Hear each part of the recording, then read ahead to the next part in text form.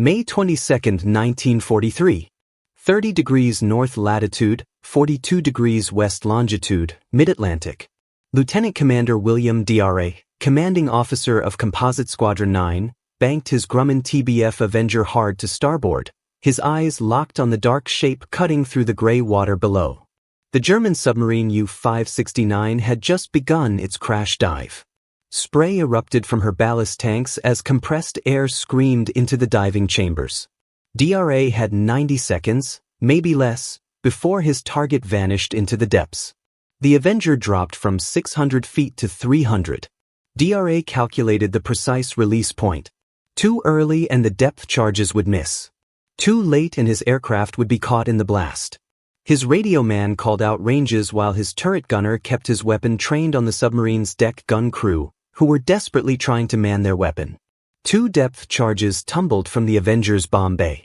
The weapons entered the water 15 feet behind the submarine's conning tower. 4 seconds later, twin geysers of white water erupted skyward as 450 pounds of Torpex explosive detonated at 100 feet depth. The U-boat shuddered violently. Her stern lifted partially out of the water as the shock wave ruptured internal compartments. Oil began spreading across the surface in an ever-widening slick. DRA circled overhead, watching German sailors scramble from the conning tower hatch. The submarine was doomed. Her pressure hull had been compromised. She could not dive again. Her commander made the only decision possible: abandon ship. Minutes later, 47 German submariners floated in their life vests, watching their vessel settle stern first into 3,000 feet of water. The Canadian destroyer HMS St. Laurent moved in to rescue the survivors. 25 men were pulled from the Atlantic. 21 had died in the attack or gone down with their boat. The kill marked a turning point that few in the United States Navy had predicted. The aircraft that delivered this attack had flown from USS Bogue, an escort carrier that Navy leadership had called impractical just 3 years earlier. A ship that admirals had dismissed as too slow, too vulnerable, too small to matter in modern naval warfare. Yet this ungainly vessel, converted from a merchant hull in less than 8 months, had just demonstrated a capability that would transform the Battle of the Atlantic. In the preceding months, German U-boats had been achieving unprecedented success. During the first 20 days of March 1943, Admiral Karl Donitz's submarines had sunk 82 merchant ships totaling 476,000 tons. The convoy battles around HX-229 and SC-122 had destroyed 22 ships in just 4 days. British Admiralty reports concluded that Germany had never come closer to severing the Atlantic lifeline between North America and Britain. By May 1943, German U-boats had reached the peak of their power. 116 submarines prowled the Atlantic shipping lanes. Donitz, commander of the U-boat arm, had assembled wolf packs of unprecedented size. The numbers told a story of impending catastrophe. U-boats were sinking Allied ships faster than shipyards could replace them. The Mid-Atlantic Gap, that vast stretch of ocean beyond the range of land-based aircraft, had become a killing ground. Convoys sailing through this area did so without air cover for 700 miles. U-boat commanders called it the Black Pit. Here, submarines could surface, recharge batteries, and attack convoys with near impunity. Into this crisis sailed a weapon that Navy brass had fought against building. The Escort Carrier program had begun in December 1940 against the explicit opposition of the Chief of Naval Operations. Admiral Harold Stark and Navy Secretary Frank Knox had killed the initial proposal, arguing that technological advances had made such vessels obsolete before they were even built. Knox had written to the Maritime Commission that a converted merchant vessel could no longer make a satisfactory aircraft carrier. Small carriers, they insisted, would be death traps. Too slow to escape enemy warships, too lightly armed to defend themselves, too small to carry enough aircraft to be useful. The admirals had logic on their side. Modern carrier doctrine emphasized speed and striking power. Fleet carriers could launch massive airstrikes, then steam away at 30 knots before enemy surface forces could engage. They carried enough fighters to defend themselves against air attack. They had armor to survive bomb hits. Escort carriers would have none of these advantages. They would lumber along at barely 16 knots. They would carry perhaps 24 aircraft. They would have no armor protection. Any enemy cruiser could overtake and destroy them. President Franklin Roosevelt had overruled them. On December 21, 1940, he sent a memo through Captain Daniel Callahan ordering an emergency program to convert merchant ships into carriers for anti-submarine warfare. The president grasped what the professional naval officers could not see. The Battle of the Atlantic was not being fought by fleet carriers against enemy fleets. It was being fought by submarines against merchantmen. The threat came from below the surface, not from enemy warships or aircraft. What was needed was not striking power, but presence, not speed, but persistence, not massive air wings, but continuous coverage. A small carrier moving at 16 knots with 24 aircraft could patrol an area for weeks. A fleet carrier moving at 30 knots with 90 aircraft would burn through fuel stocks in days. The mathematics favored slow, small, cheap carriers built in quantity over fast, large, expensive carriers built in limited numbers.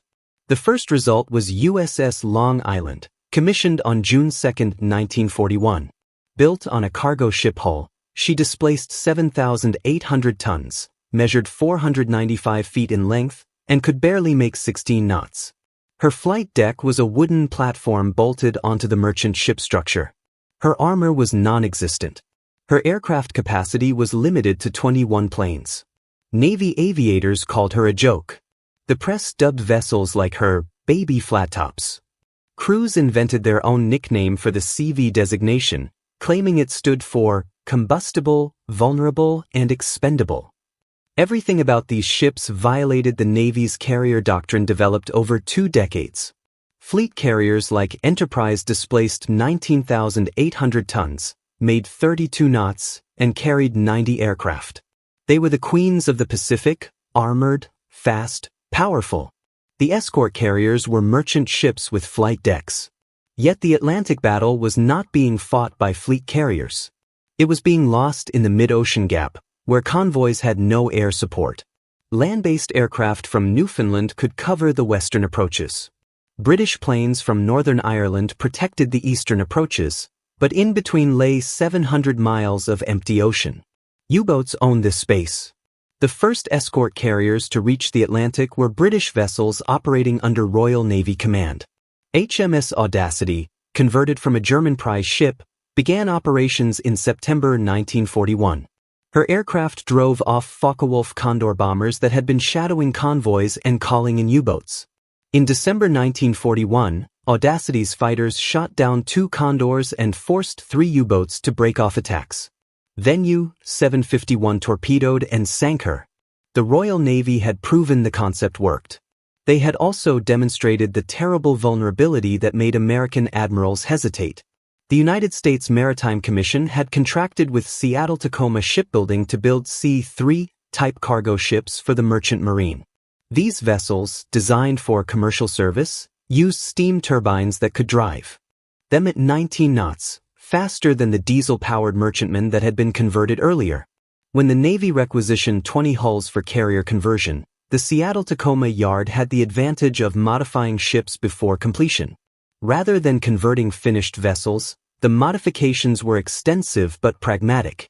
Workers cut away the cargo holds and upper deck, then built a hangar deck inside the hull. 2 elevators connected the hangar to a 442-foot flight deck. A single hydraulic catapult assisted aircraft launches. A small island structure built out over the starboard side to keep the flight deck clear housed the bridge and flight control. The ships retained their merchant marine profile below the flight deck, with vertical sides and a flat bottom that rolled viciously in heavy seas. Armament was purely defensive: 2 5-inch guns, 1 forward, 1 aft, 8 twin-mounted 40mm Bofors anti-aircraft guns, 27 20mm Oerlikon cannons. This weaponry could defend against aircraft but would be useless against any surface warship. Speed remained the ship's primary defense, and at 18 knots, they had precious little of that. The lead ship of the class, USS Bogue, was commissioned on September 26, 1942. Captain Giles Short took command of a vessel with a standard displacement of 8,390 tons and 13,980 tons fully loaded. Her crew of 890 men included aviators from Composite Squadron 9 flying 12 Grumman F-4F Wildcat fighters and 9 Grumman TBF Avenger torpedo bombers. After shakedown operations revealed numerous mechanical problems, Bogue entered the yard for 2 months of repairs. When she finally sailed for the Atlantic in February 1943, U-boat attacks had reached catastrophic levels. The Navy's operational plan for escort carriers called for them to accompany convoys, providing continuous air coverage through the mid-Atlantic gap. Bogue made her first 3 crossings in March and April 1943 using this doctrine. Her aircraft flew search patterns ahead of convoys looking for surface submarines. When they found U-boats, the submarines simply dove. The escorts lacked weapons capable of attacking submerged targets effectively. The U-boats waited for the convoy to pass, then surfaced and attacked from behind. In 3 crossings, Bogue's aircraft did not sink a single submarine. Navy critics pointed to this as proof the escort carriers were failures, too slow to chase U-boats, too small to carry enough aircraft for effective searches, too vulnerable to risk in offensive operations. The Bureau of Aeronautics prepared a report recommending the escort carrier program be terminated after existing contracts were completed. Then Admiral Ernest King changed the doctrine. As Commander-in-Chief of the United States Fleet, King had been watching the British develop hunter-killer tactics. Instead of tying escort carriers to convoy defense, the British were experimenting with independent groups that hunted U-boats in areas where intelligence indicated submarine activity. In May 1943, King ordered American escort carriers to form hunter-killer groups that would operate independently from convoys.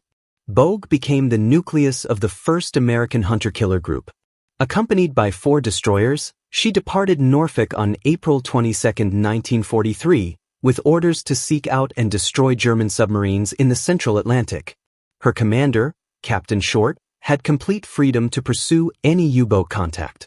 Intelligence from HF/DF, high-frequency direction finding, equipment and from decoded Enigma messages would guide the group to areas of submarine concentration. The transformation from defensive convoy escort to offensive hunter began immediately. On May 21, while escorting Convoy 184, Bogue's HF/DF operators detected radio transmissions from multiple U-boats. Wolfpack Mosul, consisting of 21 submarines, was gathering to attack the convoy. Lieutenant Commander DRA launched 5 Avengers to hunt the transmitting submarines. The aircraft caught U-231 on the surface, recharging batteries. Depth charges damaged the submarine's radio transmitters, forcing her to abort patrol and return to France. The next day brought the breakthrough that validated the entire escort carrier concept. Multiple Bogue aircraft executed 5 separate attacks on different submarines throughout the day. U-305 suffered moderate damage. U-569 took catastrophic hits that forced her crew to scuttle. This marked the first U-boat sunk by United States Navy escort carrier aircraft. More importantly, it demonstrated that hunter-killer groups could disrupt Wolfpack operations before they reached convoys. After delivering Convoy 184 safely to Argentia on May 26, Bogue received new orders. No more convoy escort, pure hunter-killer operations. Intelligence would direct her group to submarine concentration areas. Her aircraft would saturate those areas with search patterns. Any U-boat found would be attacked with depth charges, later with homing torpedoes. The hunter-killer offensive had begun. On June 5, 1943, Bogue's aircraft found U-217 refueling from a submarine tanker in mid-Atlantic. The Avengers caught both submarines on the surface. Their depth charges sent U-217 to the bottom with all hands. A week later, on June 12, aircraft from Composite Squadron 9 located U-118 attempting to charge batteries. The submarine crash-dived, but too slowly. Depth charges ruptured her pressure hull at 150 feet depth. She sank with 49 crew members. July 23 brought 2 kills in a single day. Bogue's aircraft spotted U-527 on the surface for her daily battery charge. Rockets and depth charges left her crippled and sinking. 12 survivors were rescued by destroyer Clemson and transferred to Bogue as prisoners.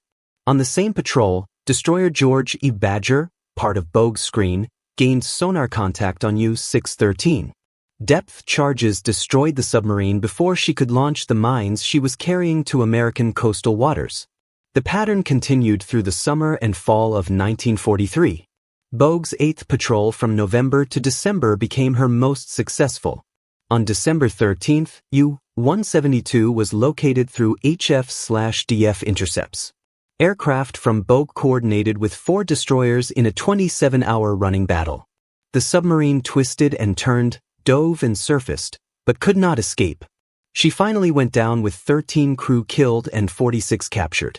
December 20th completed the patrol with the sinking of U-850.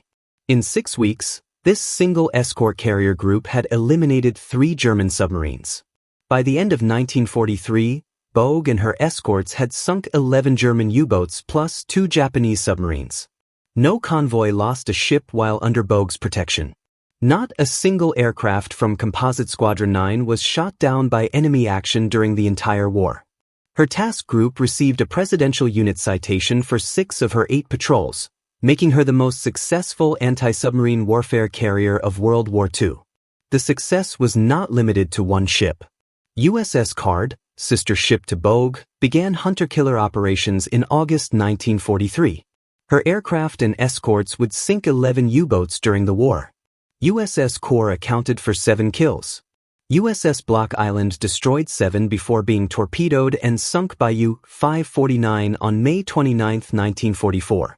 She was the only American escort carrier lost to submarine attack in the Atlantic. The transformation of the Battle of the Atlantic could be measured in brutal statistics. In March 1943, U-boats had sunk 82 ships totaling 476,000 tons in the Atlantic alone. In April, losses remained heavy with 39 ships and 235,000 tons. Then came May, the month that would be remembered as Black May by German submariners. 41. U-boats were sunk in May 1943. The carnage was unprecedented in submarine warfare. 18 went down in convoy battles, overwhelmed by improved escort tactics and new weapons. 14 fell to air patrols equipped with centimetric radar that could detect surfaced submarines in darkness or fog. The remainder were lost to mines, accidents, and hunter-killer groups like Bogue's task force. Among those destroyed were 5 crucial U-tankers, the submarine supply vessels that allowed German U-boats to operate far from their bases. These Type 14 U-boats, nicknamed milk cows by their crews, carried 700 tons of fuel oil, for torpedoes, and provisions for extended patrols. Each tanker could refuel a dozen attack submarines, extending their operational range by thousands of miles. Without these tankers, operational range collapsed. Submarines could no longer reach the distant hunting grounds in the Central Atlantic and Caribbean, where convoys were vulnerable. They were forced to operate closer to European waters where Allied defenses were strongest. The psychological impact on U-boat crews was devastating. Submarines that had routinely achieved multiple kills per patrol were now struggling to survive. Boats that surfaced to recharge batteries at night found themselves illuminated by radar-equipped aircraft within minutes. Wolfpacks that gathered to overwhelm convoy escorts discovered that escort carriers could vector destroyers onto them before they could coordinate attacks. The hunters were becoming the hunted. On May 24, 1943, Admiral Donitz sent an encrypted message to all U-boats. The losses are too heavy. All boats are to withdraw from the North Atlantic convoy routes. Return to base areas. The Wolfpacks had been defeated. After 3 years and 8 months of nearly continuous success, the German submarine offensive had been broken in 3 weeks. The U-boat withdrawal marked the turning point in the Atlantic battle, but not its end. Donitz refused to accept defeat. He committed German engineering and industrial resources to developing new submarine types that could operate submerged for extended periods. The Type XXI U-boat with improved batteries and streamlined hull could make 17 knots underwater, faster than most Allied escort ships. If deployed in sufficient numbers, these revolutionary submarines might regain the advantage. Meanwhile, escort carrier construction accelerated. Henry Kaiser's shipyards at Vancouver, Washington, began producing Casablanca-class carriers at an extraordinary rate. Kaiser, an industrialist with no shipbuilding experience before the war, had revolutionized ship construction by applying mass production techniques from automobile manufacturing and construction engineering. These purpose-built escort carriers, constructed from the keel up rather than converted from merchant hulls, incorporated lessons learned from earlier classes. Kaiser's yards used prefabricated sections built in enormous assembly buildings. Workers welded together hull sections, deckhouse modules, and machinery spaces inland, then transported the completed assemblies to the building ways. This modular construction dramatically reduced build times. The first Casablanca-class carriers required 8 months from keel laying to commissioning. By the middle of the production run, Kaiser's workers had reduced this to 3.5 months. Welding crews worked 3 shifts around the clock. Women, many with no prior industrial experience, operated welding equipment alongside experienced shipwrights. The yards employed orchestrated construction sequences where multiple teams worked simultaneously on different sections of each ship. 50 Casablanca-class ships were ordered on June 18, 1942. The first, USS Casablanca herself, was commissioned on July 8, 1943. The 50th ship, USS Munda, was completed exactly 1 year later on July 8, 1944. This represented an average commissioning rate of 1 carrier every 7.3 days. At peak efficiency, Kaiser's yards were launching completed escort carriers faster than some shipyards could build destroyers. The ships emerged with improved stability, better aviation facilities, and more reliable machinery than the converted merchantmen. Each carrier displaced 7,800 tons, made 19 knots, and operated 28 aircraft.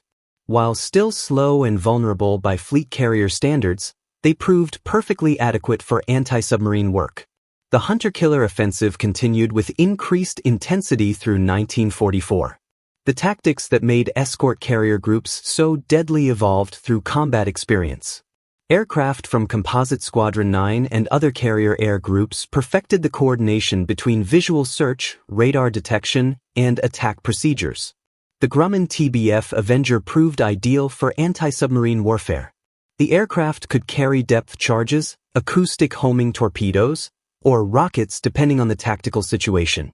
Its long range allowed extended patrols far from the carrier.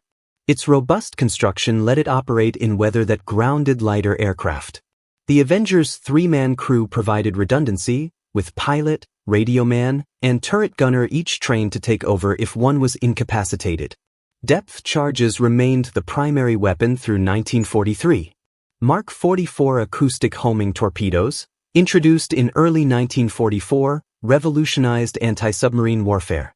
These weapons, nicknamed Fido by their operators, could home on the sound of a submarine's propellers. Once dropped near a diving U-boat, the torpedo would circle until it detected engine noise, then track the submarine automatically. U-boat commanders discovered that their previous tactic of crash diving no longer guaranteed escape. The noise of their diving procedures attracted the very weapons they were trying to evade. Escort carrier groups developed elaborate search patterns that covered vast ocean areas. Aircraft flew sector searches, each plane assigned a specific area to patrol. When one aircraft detected a submarine, the carrier vectored additional aircraft to the contact while destroyers raced to the location. The submarine found itself facing attacks from multiple directions simultaneously. Surface ships forced the boat to stay submerged while aircraft waited overhead for any attempt to surface. This coordinated pressure could continue for hours or days until the submarine's batteries died or its crew surrendered.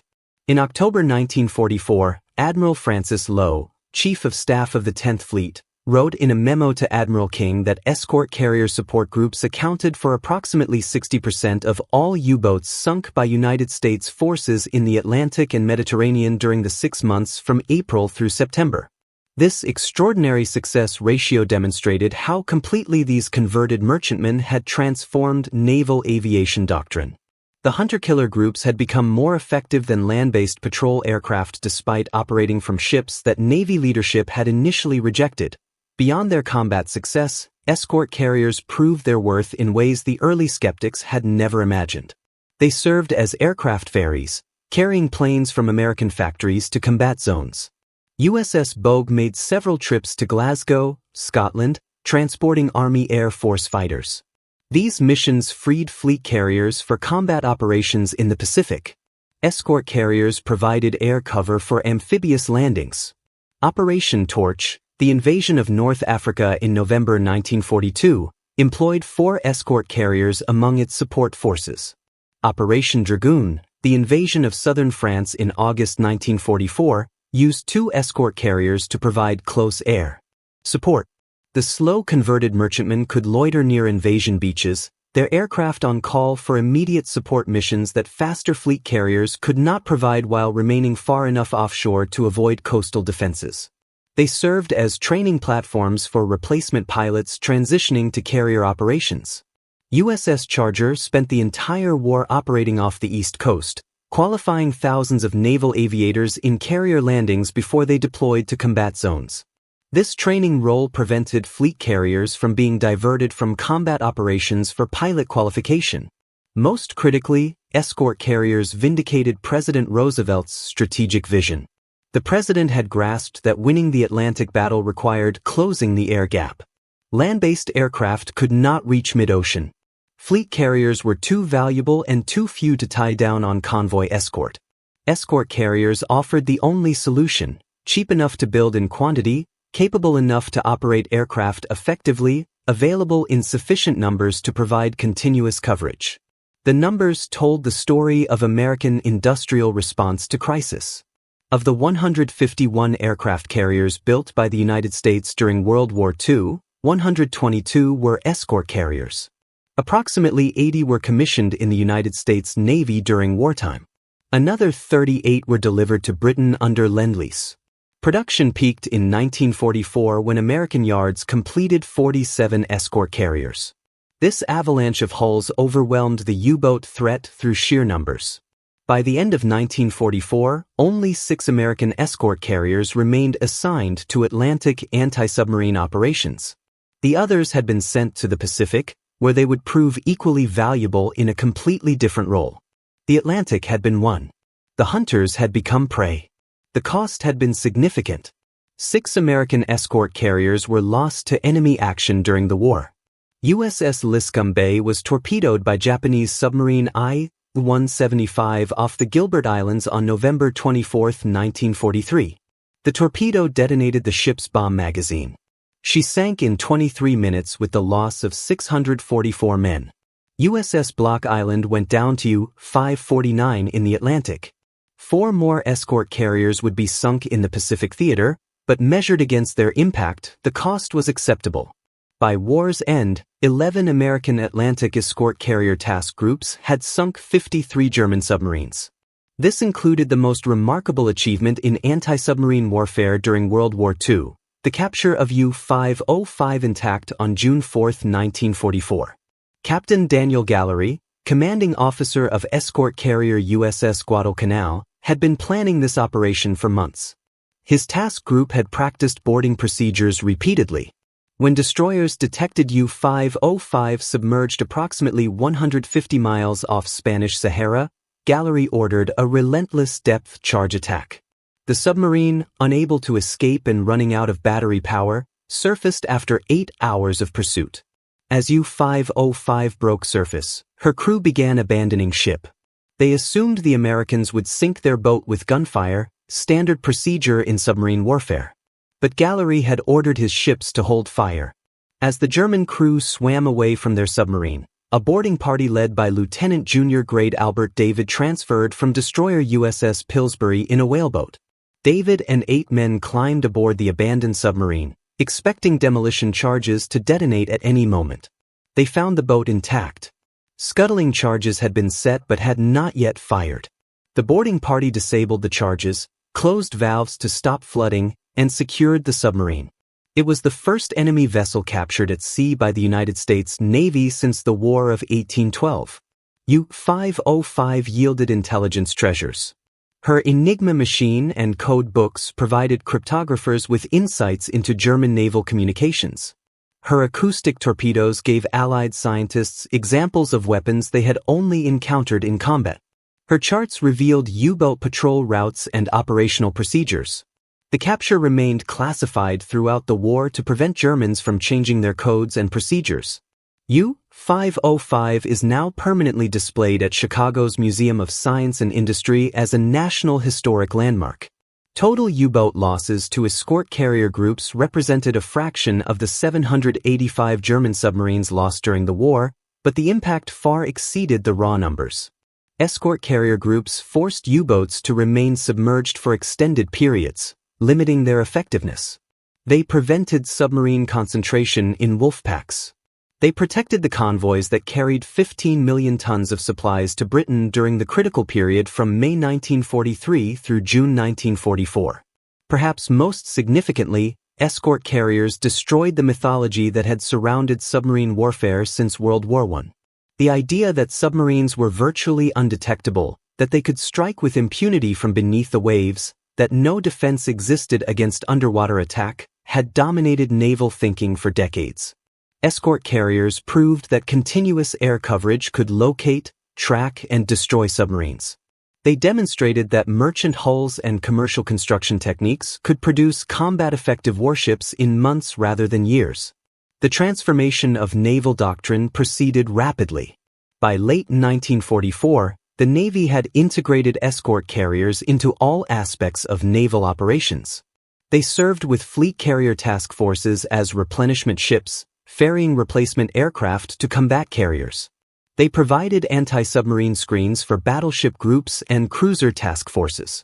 They accompanied amphibious assault forces, offering close air support that fleet carriers could not provide while remaining far enough offshore to avoid coastal defenses. In the Pacific, escort carriers became essential to the island-hopping campaign. At the Battle of Leyte Gulf in October 1944, 6 escort carriers of Taffy III encountered the Japanese center force. 4 battleships, 8 cruisers, and 11 destroyers closing to attack the invasion beaches. The engagement began at 0648 hours when lookouts aboard USS Fanshawe Bay spotted pagoda masts on the horizon. Within minutes, 18-inch shells from battleship Yamato began falling around the escort carriers. Admiral Clifton Sprague, commanding Taffy III, faced an impossible situation. His 6 escort carriers and 7 escorts were outgunned, outranged, and vastly slower than the approaching Japanese force. The nearest American fleet carriers were over 100 miles away. The invasion beaches, packed with vulnerable transports and landing craft, lay directly behind his formation. If the Japanese broke through, thousands of American soldiers would be slaughtered. Sprague ordered his carriers to launch every aircraft they had, regardless of armament. Torpedo bombers carried depth charges intended for submarine hunting. Fighters were armed with machine guns and small bombs meant for ground support. Some aircraft launched with no weapons at all, making dry runs to distract Japanese gunners. The escort carriers turned east into the wind for flight operations and ran at maximum speed toward a rain squall that might provide temporary concealment. For 2.5 hours, the converted merchantmen dodged shells from battleship main batteries while their aircraft attacked the vastly superior Japanese force. Destroyers and destroyer escorts charged the Japanese line, launching torpedoes and firing their 5-inch guns at battleships and cruisers. The escorts were annihilated one by one, but their sacrifice bought time. Japanese Admiral Takeo Kurita, confused by the ferocity of the defense and convinced by radio intercepts that he faced fleet carriers, broke off his attack and withdrew at 0925 hours. The cost had been severe. USS Gambier Bay was hit repeatedly by Japanese cruisers. Shells tore through her unarmored hull. She lost power, listed, capsized, and sank with 147 crew members. USS St. Lo survived the surface action only to be hit at 1051 hours by the first organized kamikaze attack of the war. A Mitsubishi Zero, possibly piloted by Lieutenant Yukio Seki, crashed through her flight deck and detonated in the hangar among fueled and armed aircraft.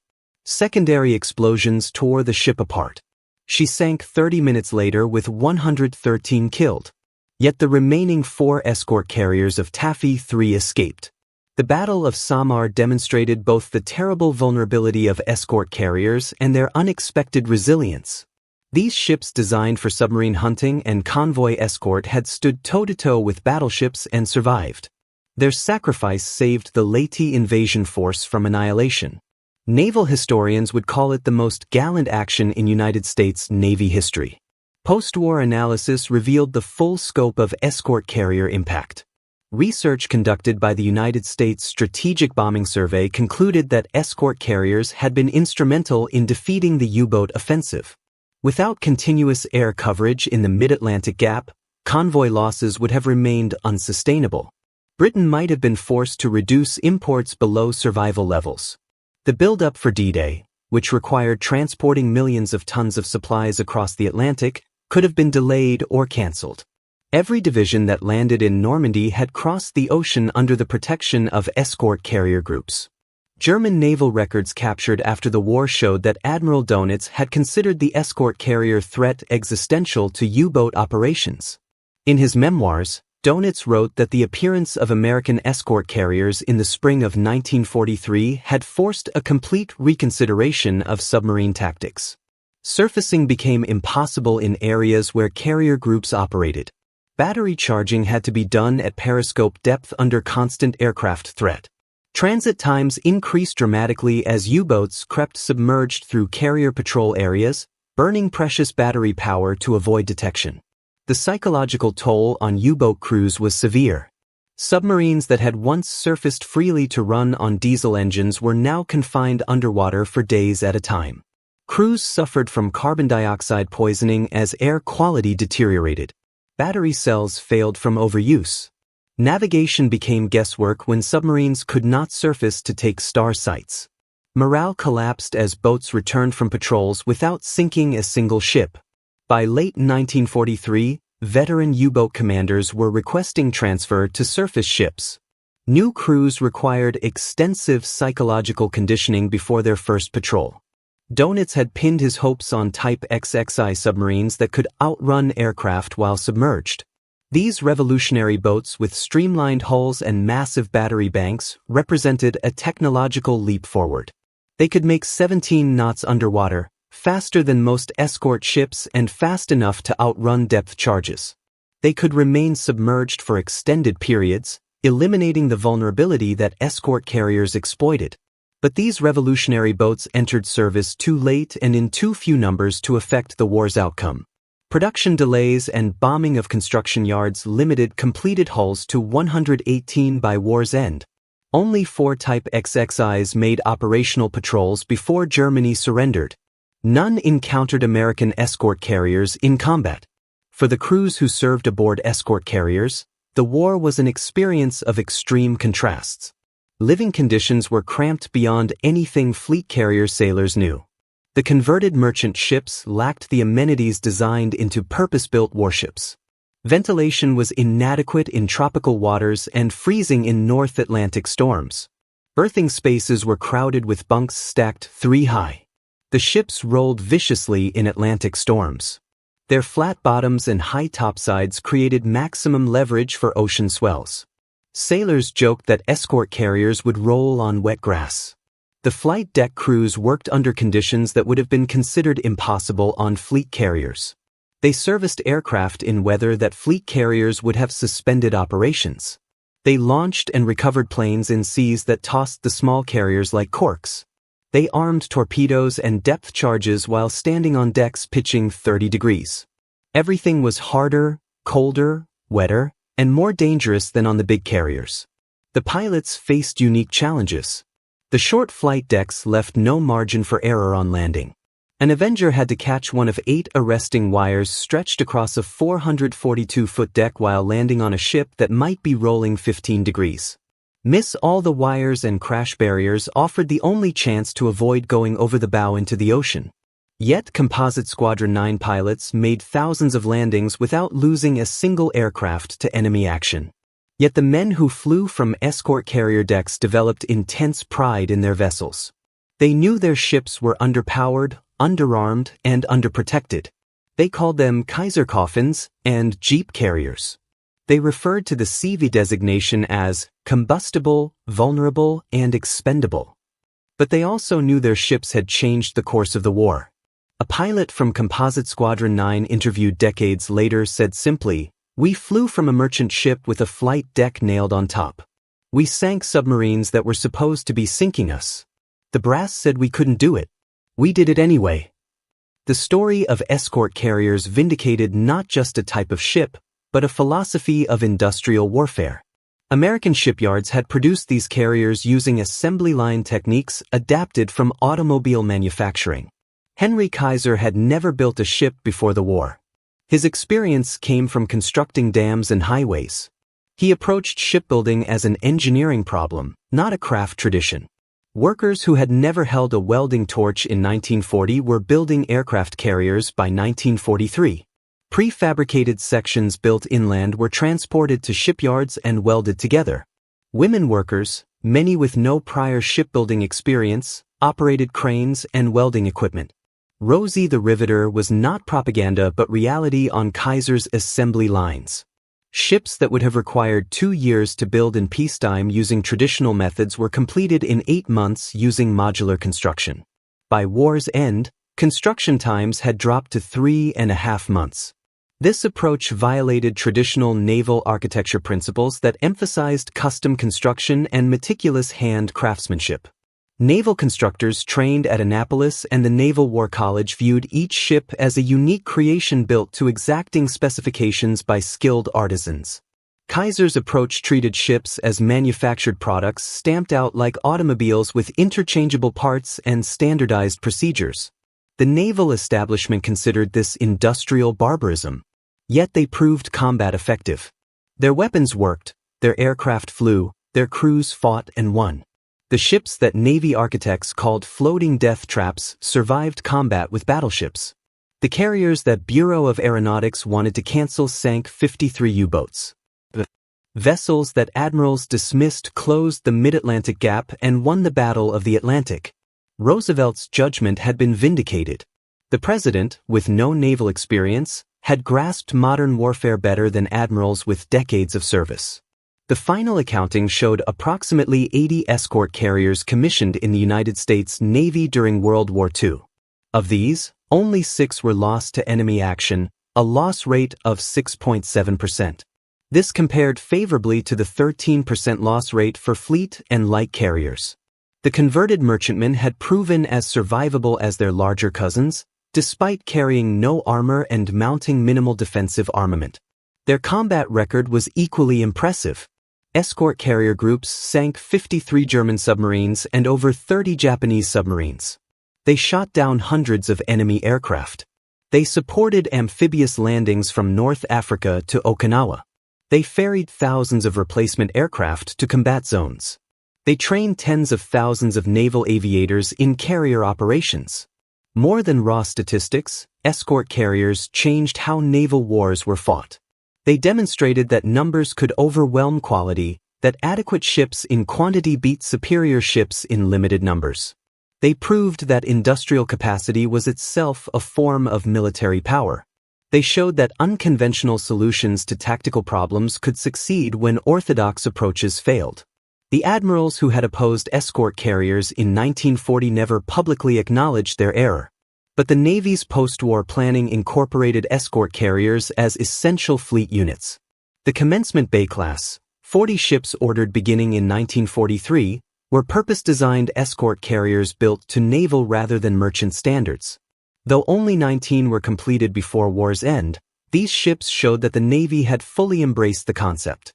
The transformation from skepticism to acceptance reflected a larger shift in American military thinking during World War II. At the war's beginning, professional military officers distrusted civilian interference in strategic decisions. President Roosevelt's order to build escort carriers over Navy objections represented exactly the kind of political meddling that officers feared. Yet Roosevelt had been proven correct. His strategic vision had identified the critical need that professional naval officers had missed. When the war ended in August 1945, the Navy faced the question of what to do with dozens of escort carriers. Most were obsolete before launching, designed for wartime needs that peacetime no longer required. 33 were transferred to other nations under military assistance programs. Many others were scrapped immediately or placed in reserve. A few found peacetime roles as helicopter carriers or training ships. By 1960, every World War II-era escort carrier had been retired or transferred. Not one survived as a museum ship. Their impact endured in different ways. Post-war carrier design incorporated lessons learned from escort carrier operations, the importance of continuous flight operations, the value of numerous small carriers versus few large carriers, the integration of anti-submarine and air superiority missions. All had been proven in escort carrier combat. Modern naval aviation doctrine traced directly to innovations developed on these converted merchantmen. The U-boat threat they had defeated never returned. German submarine construction after World War II focused on coastal defense and intelligence gathering rather than commerce raiding. The Soviet Union built hundreds of submarines during the Cold War but never attempted the kind of Wolfpack campaign that escort carriers had destroyed in 1943. Anti-submarine warfare remained a critical naval mission, but the combination of helicopters, long-range patrol aircraft, and sophisticated sonar made surface hunting unnecessary. Perhaps the greatest tribute to escort carriers was their own obsolescence. They had been built to meet a specific crisis, the U-boat threat in the Atlantic. They had met that crisis so completely that their mission ceased to exist. No subsequent conflict required the conversion of merchant ships into makeshift carriers.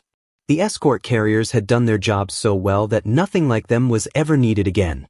In the final analysis, escort carriers represented American industrial warfare at its most effective, simple enough to build quickly, adequate enough to be combat effective, available in sufficient numbers to overwhelm the enemy. The critics who had dismissed them as death traps in 1940 had been judging them by peacetime standards. These converted merchantmen had been designed for war, and in war they had proven devastatingly practical. From 116 operational U-boats in May 1943 to 51 by August 1943, the transformation took 3 months. Escort carriers were not the only factor in this victory. Long-range patrol aircraft, improved radar, code breaking, and aggressive destroyer tactics all contributed. But the converted merchantmen had closed the mid-Atlantic gap where U-boats had been untouchable. They had hunted submarines in areas where land-based aircraft could not reach. They had turned the hunters into prey. History called them essential.